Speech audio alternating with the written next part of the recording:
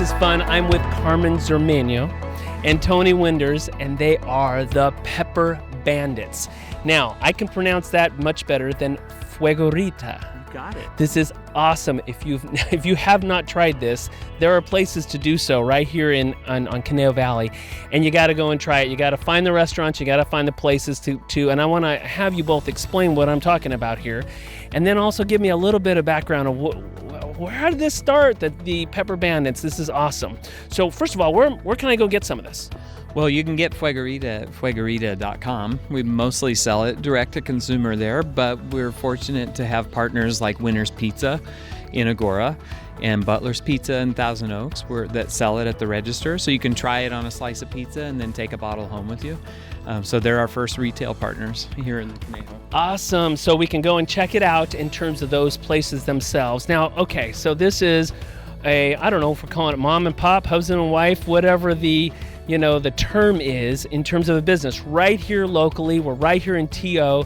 This is a great story. Fuegorita, how does it start? Where does this kind of come from? What's the story behind it?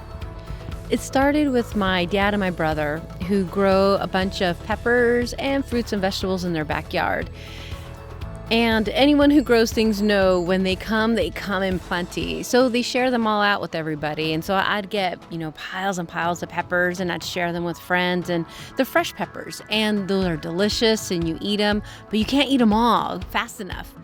So I dried them out. I mixed the different peppers together. I ground them, and I would put it in a jar next to my stove. And every time I made a meal, I'd just be throwing some Fuegorita in there. And it wasn't Fuegorita at the time. At the time, it's just not the leftover, but I guess the extra peppers that then you tried, and so this is just what you used, and this is literally in your kitchen.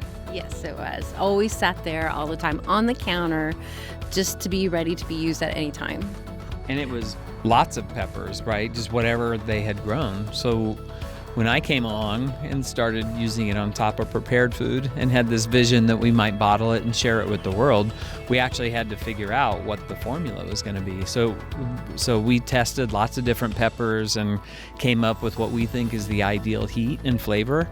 So we're not trying to burn anybody's face off. We're trying to make a consumer product that's hotter than crushed red pepper, tastes better than crushed red pepper, and it's the first branded variety of red pepper flakes. For all the hot sauces in the world, this is the only branded variety that a consumer can call for by name, Fuegorita. Okay, so we're in the kitchen. We have a whole bunch of peppers that we can't figure out how to get rid of, and we dry them.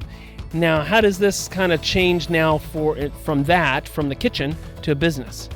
Well, when I met Carmen 8 years ago, I noticed that this jar of dry pepper was next to her stove, and she's cooking everything with it and just putting a dash in.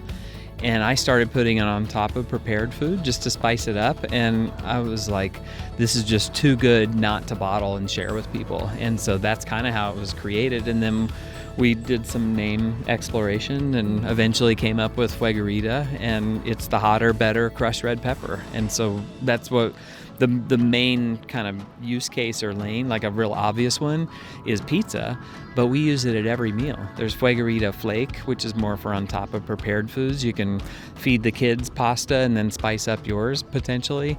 We use it at every meal. And then we made Fuegorita Fine, which is a more refined version of it. Same recipe, different coarseness, and that's better for cooking and on top of things like salads where maybe you don't want the bigger flakes.